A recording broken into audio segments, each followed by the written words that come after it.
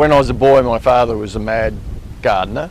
He had 3 acres of garden at Tongala and competed in garden competitions, and us kids, we weeded and we weeded and we weeded. And he had part of a cacti garden, and then mostly you call it an English garden. So there was lots of plants and lots of work to do, but the cacti were the easiest to look after, so I liked them better than everything else. And as I grew up, we shifted. So we shifted about 5 times over the years. So it involved digging plants up, shifting them and putting them back in the ground and all that. So that went on for a number of years, a number of times. And in the end, in 1978, my father shifted off the farm we had at Strathmerton, which is about 2 blocks from where we are today. And I had worked in this area, and so I knew some of the orchards picking fruits. And I had purchased a property at that stage after doing dairying for a while.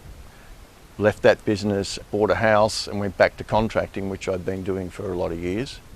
And then I just decided that, he hadn't got rid of all his cacti. He'd sold a few to different people while I wasn't here. So I purchased what he had left and took them around there and started growing. And then at that time, a family from South Australia, from Loxton, approached us and said about buying their deceased brother's estate, buying from the estate his collection of cacti. And I said, oh yeah, that'd be okay, but you're probably wanting way too much for Julie and I to afford at this stage. And that was the situation. And so we'd been there for about 2 years, and one day a car drove up. And we had actually purchased the property where we're here today, but it was a working orchard, so we were working as an orchard at that stage. And this car drove up to where we were on the other block and said, all these people, elderly people, climbed out of the car and came over, about 6 of them.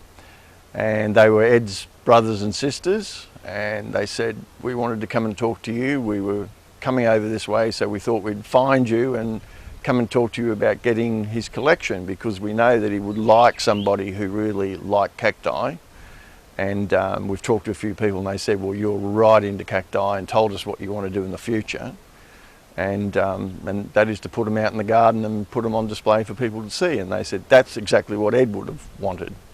And I said, oh yeah, okay. And they said, we'll put the price down to whatever you can afford and pay us over a period of time. It doesn't matter, the money's irrelevant.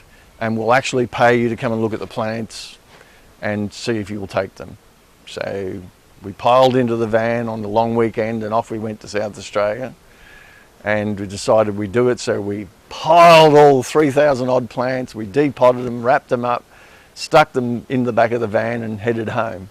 And that's how it all started. And then we put them out in the ground gradually and opened up the garden here. All the fruit trees were pulled out because we'd found out that it was going to cost too much money to grow fruit in those days, and that turned out to be a very wise decision as the way the fruit industry's gone over the ensuing years.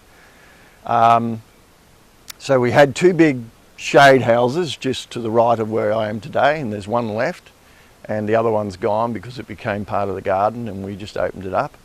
And in 1989 we opened up to the public, and it was just this small square surrounding us of about an acre. And then, as I said, the plants started growing, so we shifted a few out and divided them out roughly into South American, and we had a little patch where we had some succulents, but I had all the succulents mainly growing in hothouses at that stage. And we had the North American section, and then they kept growing, so we shifted it again. And so in '94 we planted some more plants out and made the section to our left here, which is about another doubling of the size of the garden. But in that time we had a drought, so a lot of the plants out there didn't really do much for probably 6 to 8 years. And then 3 years ago we got rain, and it rained and they started growing. And so they obviously like a bit more rain. And so this year we're opening those 2 trails up to the public, plus a rather wild agave section that is more accidental than purposely built. It was somewhere to put plants that we couldn't put in the display that were a bit too big, and we put them out there, and now it's turned into also quite a nice section. So that's how it came about, and now we need to double our little succulent section. It needs to be added to, and to make it sort of viable for the public to come in and have a really good look at, and to have that earlier interest in the year, because we are now I'm semi-retired to the garden permanently, and this is my superannuation, so if I want to do trips overseas still to see cacti, I've got to make it work.